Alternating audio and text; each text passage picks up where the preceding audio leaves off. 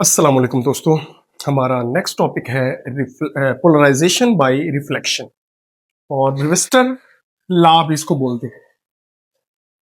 ब्रेविस्टर law, ये दोनों इसमें आते हैं।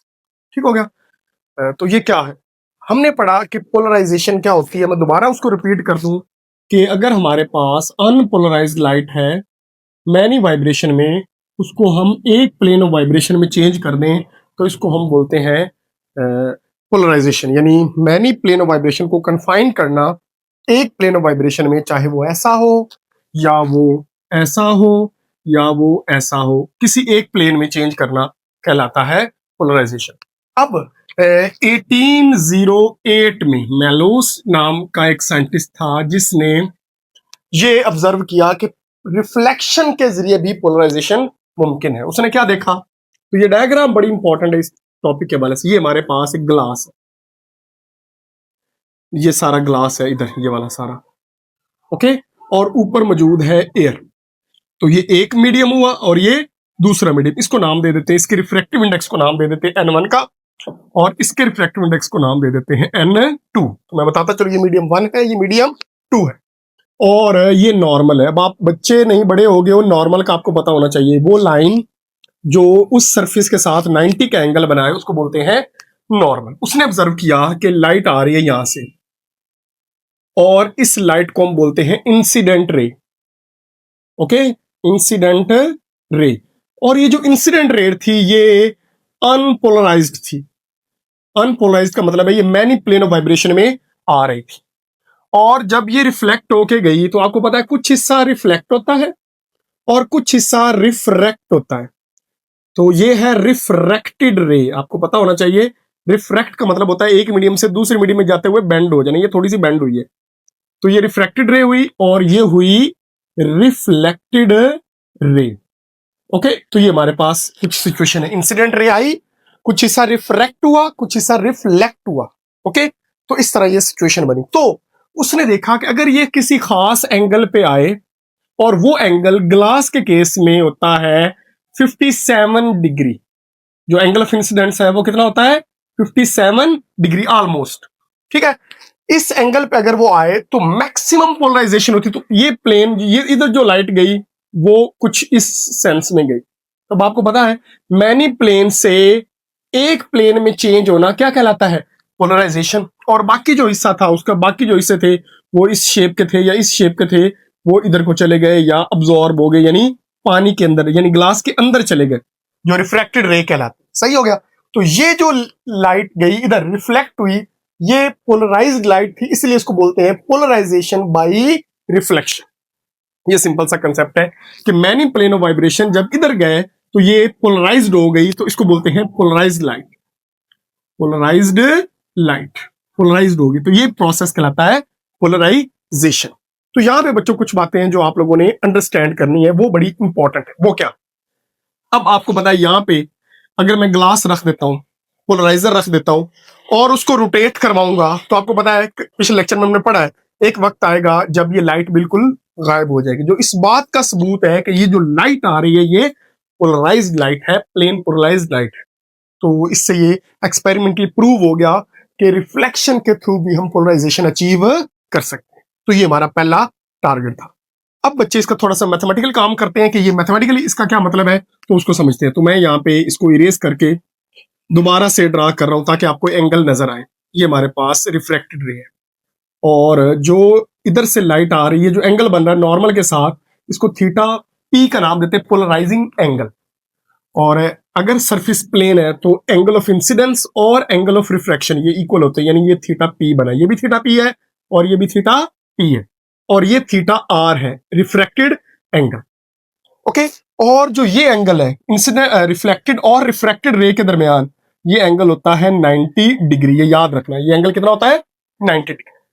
तो अगर आप इस सेंस में देखें इसको, ये नॉर्मल को देखें गौर से, तो मैं यहाँ पे नॉर्मल ड्रा कर रहा हूँ, ये नॉर्मल में यहाँ पे ड्रा कर रहा हूँ। तो इस नॉर्मल में आपको पता होना चाहिए बेटे, टोटल जो एंगल होता है स्ट्रेट लाइन का वो 180 डिग्री होता है, ओके। तो ये टोटल जो एंगल है यहाँ पे वो क्या बन रहा है, 180 डिग्री। लेकिन 180 डिग्री में आप गौर करो तो इतना हिस्सा थीटा पी का है ये एंगल जो है ये और ये 90 डिग्री है, और जो ये बच रहा है वो थीटा क्या है, आर।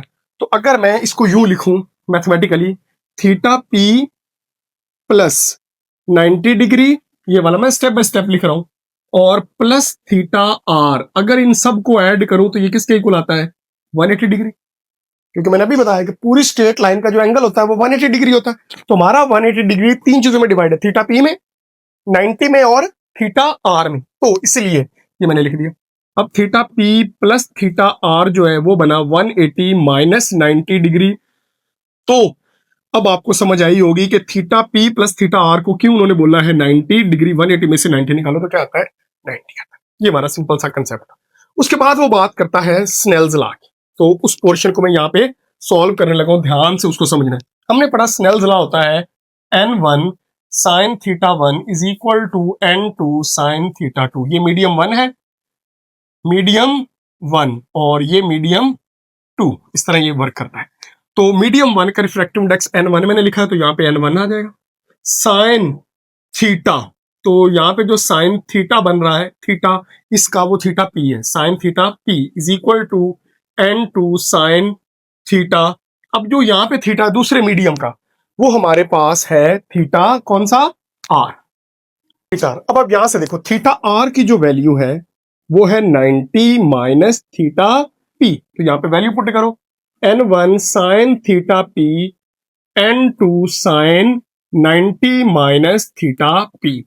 अब ये फार्मूला यहाँ पे आप लोगों ने याद रखना है बच्चों, मैं इसको यहाँ पे ओपन कर रहा हूं। हमने पढ़ा है मैथ में sine alpha minus beta, sine alpha minus beta, alpha यहाँ पे 90 है और बीटा यहाँ पे क्या है, थीटा पी। तो इसको अगर ओपन करो तो ये बनता है sine alpha cos beta minus cos alpha sine beta. तो आप यहाँ पे वैल्यू पुट करो, साइन अल्फा, अल्फा यहाँ पे 90 डिग्री है, sine 90 cos theta P minus cos 90 sine theta P. तो ये देखो कॉस 90 जीरो होता है, ये सारी टर्म जीरो होगी, साइन 90 1 होता है, तो ये आ गया कॉस थीटा पी। तो आपको मैं डायरेक्ट बता दूं, n1 sine theta P, n2 cos theta P के इक्वल होगा ये वाला। यहाँ पे मैंने प्रूव भी कर दिया, कॉस थीटा पी। तो आप इसको इधर लेके आओ, sine theta P over cos theta P is equal to n2 over n1। तो ये बन गया tan theta P is equal to n2 over n1। इसको बोलते हैं ब्रिवस्टर लॉ। ये हमारे पास ब्रिवस्टर लॉ का रिलेशन आ गया। अब अगर ये n1 ये मीडियम एयर हो, ओके, तो एयर का रिफ्रैक्टिव इंडेक्स होता है n1, किसके इक्वल है, 1 के। तो ये बन गया tan theta P is equal to n2, यानी वो मीडियम जिसके अंदर लाइट जा रही है, तो इसको बोलते हैं ब्रिवस्टर लॉ। ये हमारे पास ब्रिवस्टर लॉ आ जाता है, ठीक है। जो ये बताता है, यहाँ पे इसको समझना है कि जो दूसरा मीडियम है, ग्लास है, लकड़ी है, कोई और वाटर है, कुछ भी है, उसका रिफ्रैक्टिव इंडेक्स किसके इक्वल है, टेंजेंट ऑफ पोलराइजिंग एंगल के। तो इस चीज को हम नाम देते हैं ब्रिवस्टर लॉ का, कि आप tan लो, पोलराइजिंग एंगल का वो रिफ्रैक्टिव इंडेक्स के इक्वल होगा उस मीडियम का जिसमें लाइट जा रही है या जिससे लाइट रिफ्लेक्ट हो रही है। तो ये हमारे पास सिंपल सा रिलेशन है।